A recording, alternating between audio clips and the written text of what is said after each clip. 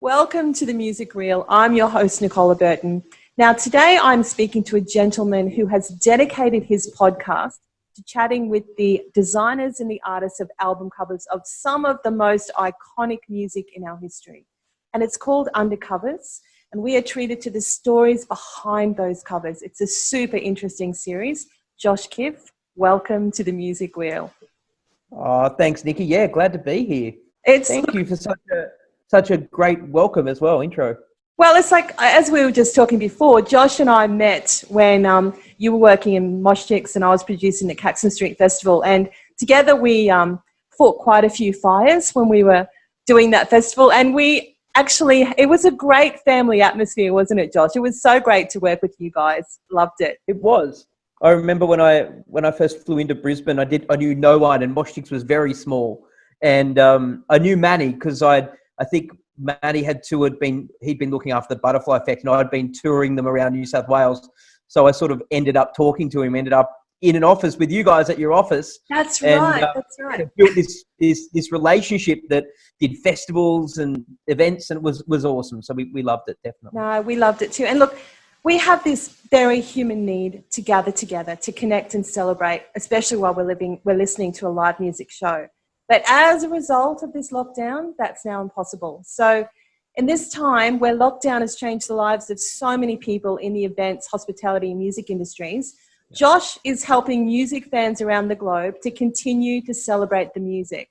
So I guess I want to ask you, Josh, what actually inspired you to start this podcast? Because I have to tell you, when I think about you, and from the times that we've chatted, I think super music fan. That's when I think Josh Kiff, super music fan. So is that really what's behind it?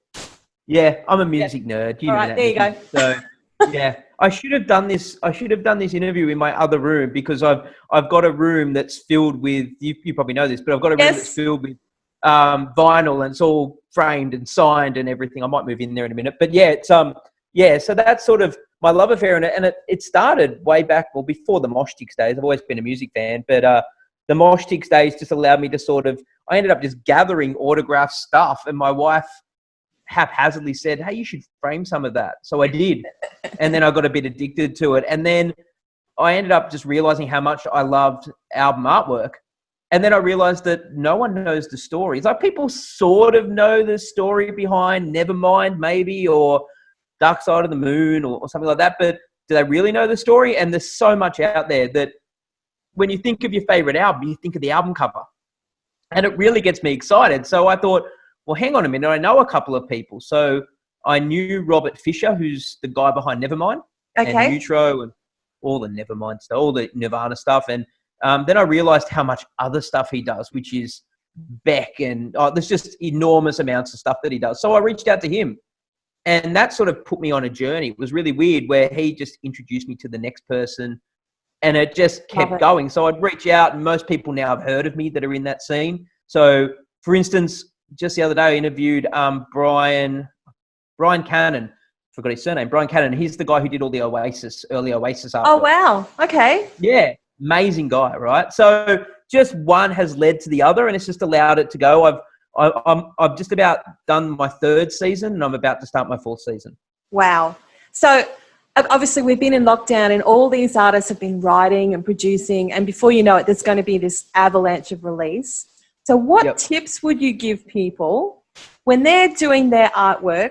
What tips, like you would have learned so much from talking to these people, what tips would you give them to make sure that their art actually cuts through the noise and helps them to reach their target audience? Look, there's a few things that I've learned, and it's a few things that I've loved about album art. So, for instance, I love album art that in one way doesn't have any typography on it. So it's just an image, and it's an iconic image, and it becomes the artwork. So there are many, many obvious ones of those. But then I also love ones that do stylized. They do something like Blue Note, where it has the album artwork and then it has the titles across it. So I sort of jump between those. But the thing that I've been told the most is always make sure that the album artwork, when you go to design your album, you've done all your music, you're ready to go. Don't have any preconceived ideas. Go and talk to an artist give them examples of things that you like. So the one overriding factor that they all talk about is that, even famous album art, musicians come to them with no idea about the artwork. And they said it's 10 times harder. So one of the things they all explain is when they come to them with, hey, well, I like this artwork, I like this artist, I like this, then it gives them something to base it on. And I'm always stunned, especially with an artist debut album, for instance, that they go to all the effort of writing and recording and doing all of that, but they have no idea how it should look. And don't you think that they do, like, somehow in the recesses of their mind, they're like, they can see it, but they can't necessarily articulate it, maybe? You'd think so. You would think so. But time and time again, I think it's just, I'm not a musician in that way. Like I don't spend my life writing and I can't hear the music in my head. And I think they can, and they don't. So they visualize that way, but they don't visualize the actual look. So that's the biggest advice. The biggest advice that I've heard of just about everyone is make sure that you go with examples of things you like, and they don't have to be other albums. But bits of art that you like. What can I give you an example of? Incubus, Make Yourself. If you know the Incubus Make Yourself album, it's got sort of the spacey art. That actually came from a conceptual book that one of the guys had picked up when he was touring around. I think it was the guitarist, Mike, and he passed it to the album designer and said, look, we really like something like this. And the album designer, whoever it was, said, oh, hang on a minute. I know the guys behind that, or I can reach out to them. So they ended up reaching out to these guys who did all this crazy art, and they got them to design a specific piece of art for them. So, pick up things along the way, whatever you've got in your canon. If you like paintings, if you like different photography, create a booklet or create images and give it to the artist, and they'll be able to work with that. Almost like a lookbook as you're going through, just like putting together colors and textures and designs. That's a really good idea, Josh. Yeah, and it doesn't have to be a lot. 3 or 4, and the artist gets it. Okay. Yep. So here we are. We never thought we would be here. No live gigs. What do you think, as a super, super music fan, and you've been involved with music for such a long time, how do you think recovery is going to look for this industry? I think Australia will recover. I think that it'll actually be a blessing in disguise in some way, shape or form. So I think that it's going to take a long time for international acts to tour out here to any degree. I mean, I've got Green Day, Weezer tickets coming up in, I think it's November. I doubt that will go ahead, right? Yeah. I hope it does, but I doubt it. But what it will do is it should invigorate the local scene, because the borders will open, pubs are reopening at the moment, which means more people will start going out again. They'll want to see live music. They won't be able to see their favorite international artists, so they'll start to see more local gigs. And those will probably start, in my opinion, at the smaller capacity venues. So I used to run a venue in Newcastle, the Cambridge. It'll probably start at that grassroots again and start to build up again. You'll probably find that a lot of Australian artists will start getting recognition again, which they deserve. And we often ignore them a little bit, or it takes a long time for them to gain recognition, when hopefully this should allow them it's such a terrible thing, but it should allow those artists to, to really, thrive again, and music fans to start really enjoying seeing local Australian music. It's like in the 70s and the 80s, Australian bands were huge. And it might be fair to say that this lockdown has provided an opportunity for us to go back to that time where the Aussie band that starts off, like you said, in the small local pub, that's how they can actually start reimagining the music business and reinvigorating our connection with them, which is I think it'd be amazing. I hope it happens. You never know with this industry. The one way you think everything's going to run, and you've got famous promoters that think things are going to run one way and then up going broke. So they, no one can really tell, right? But I'm hoping, and I'm thinking that that's the way it will probably work. So it'd be a great thing if it did. It makes sense. Look, finally, I want to know what your favorite album cover is. I Have you many. got just one? Just like if you can pick just one. Yeah, I mean, I have a bit of a weird one, and I have a bit of a weird reason for it. So probably the one that I like the most is actually by a band called Saves the Day, and the album's called In Reverie. Okay. And it's not an amazing album cover in any way, but to me, it's highly appealing the way that it looks. It's blue and sort of painted blue. It's got pictures of birds and things. I'll see if I can grab it in a minute. But it's got it's just a different sort of artwork.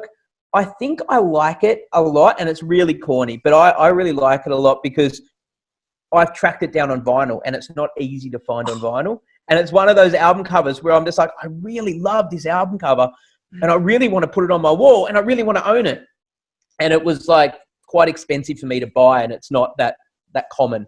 Wow. So now I've got it. I hold on to it. I buy wine because I like the label, not necessarily the wine. So I'm not sure if this is correct. Is it the music or the album cover for you? Depends. So I've got a lot of albums that I buy purely because of the artwork. So especially back in the day when independent record stores were unique in what they stocked. So for instance, Waterfront Records in Sydney, you were going to get indie rock or punk rock there. That's what you were going to get. Same with Utopia. You'll get a lot of metal at that one, a lot of metal music, but you'll also get punk and rock and crossover. So I knew going in what I was going into, and then I'd walk in and I'd literally walk up and go, I like that album cover. I'd pick it up, and then I'd go, okay, well, I'm going to give that a go. And especially if they had a tag that said for fans of so-and-so, but I couldn't see that until I walked up and picked it up. So I'd definitely visually go for something, and that would really pull my attention in. And I was hardly ever wrong. I mean, most albums I picked up like that, I'd listen to it and go, wow. Like one of my favorite bands are a band called Gameface out of LA. And I literally picked up their album cover every last time because I like the album cover, end up loving the band. I'm now really good friends with the singer from the band. And he's a graphic artist and does artwork for Revelation Records. So it all sort of falls into that.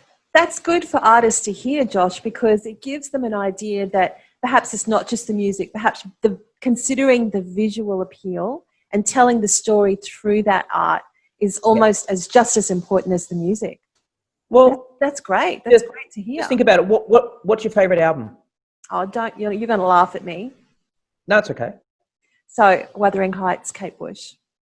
Okay. When you think of that, do you think in your brain does the album cover pop up? 100%. Yeah. That's what it is. Yeah, I go back to being a young teenage girl, and I'm on the cover with Kate. Sorry, embarrassing as that is, but that's okay. That's the thing. And people don't realize it. And a lot of the artists, like you find that the same artists do the same things. So you've got, one artist will do a variety of things. For instance, the latest episode I've put live is with a guy called Tommy Steele. And Tommy Steele is a very, very famous album designer. And he, one of the first records he did was Tom Petty's Damn the Torpedoes. Iconic album cover, right? Yeah. Red cover with Tom Petty on the front. Everyone loves Damn the Torpedoes. It was anti-establishment, yet he worked for the record label who did it. He did that, but he also did Foo Fighters, the shape and the color and the shape. So the one guy who did that for one generation also did the color and the shape. And yet when you talk to him, he's like, no, it's more about the music than about the album cover. Clearly not. But then, other ones, a lot of these artists will share with me album artwork that was rejected. Oh. So, which is really interesting. Yeah. For instance, there's an amazing album cover. Well, there's two that I can share that he told me about. Poison's Open Up and Say Ah. Now, when you think of that, you see the girl in the front with the big tongue. Yeah. That's actually the guitarist's girlfriend, Bambi, at the time. Her name's Bambi. And okay. Tommy did not want that cover, and the record label did not want the cover. The band wanted it. There's actually an amazing shot of a woman dressed up, sort of crawling along the ground with the long tongue, and it looks amazing. I've got a copy of it. And he showed me, and I'm like, that's the real cover for this album. Yet everyone knows this one. He's like, it's one of the worst mistakes. They sold 10 million. They would have sold 20 million with this. And he also explained to me that MC Hammer, the corny MC Hammer, You Can't Touch This Guy. Yeah. The original album cover was actually him surrounded by guns and, like a real hip hop album. Yeah. And when you think of that song, you think of MC Hammer, you think of You Can't Touch This with the big pants and everything. Exactly. And he's like, it got rejected because they wanted to go with the more pop feel. So yeah, how different would have that been if he'd come out with the same songs, but with a different look, right? So there's some really interesting stuff that you find out along the way, but it does make you really appreciate the album artwork that you've got. And I think this whole conversation is so good for artists who are in lockdown thinking, when am I going to go back out there and perform? In the meantime, it gives them time to really think about their art, how they present their art, how they present their product. I could talk to you for hours about this. So I guess everyone, you need to tune into other Undercovers. I'll put the link into this post so you can stay in touch with what Josh is doing. Because as artists, it's important for you to understand the whole process of the album art and how people will connect to your brand, not necessarily through your music, but through your album art. So it gives you two bites of the cherry. So that's really cool. That's a really interesting last point that you got, Nikki, that now album artists are starting to realize more so that it's about the 360-degree cycle. Yeah. It's not just about the album art, but it's about the collateral. The perfect example of that is a band called 21 Pilots. Everyone knows 21 Pilots. The guy behind all their artwork is named Brandon Reich. And Brandon Reich does everything for them. So he will do all the album art, but he'll also do, if you've ever been to a 21 Pilot show, they turn their whole stadium sort of into the album. It becomes one and the same. Clever. And the fans merch, or the merchandise for the fans fits with everything. So it's all done at once. And that's how they do it. And that's one of the things that a lot of these artists are really switching to is they're realizing not just the album art, you mix in the merchandise, you mix in the touring posters, you mix in all the collateral, all the digital collateral, and you make it all sync, and it lasts a lot longer. The album cycle will last longer because of that. Yeah, very clever, very clever. Well, Josh, it was so good to catch up with you after such a long time. Lovely. And you're looking pretty good in lockdown. I'm loving what you're doing. Take good care of yourself, and I'm keen to see how we recovered through all of this, and we'll be watching what you're doing with Undercovers. Oh, thank you. Thank you so much for having me. And keep watching this podcast as well and watching this video cast. Exactly. Amazing. Take care, Josh. Bye, everyone. Thanks, Josh.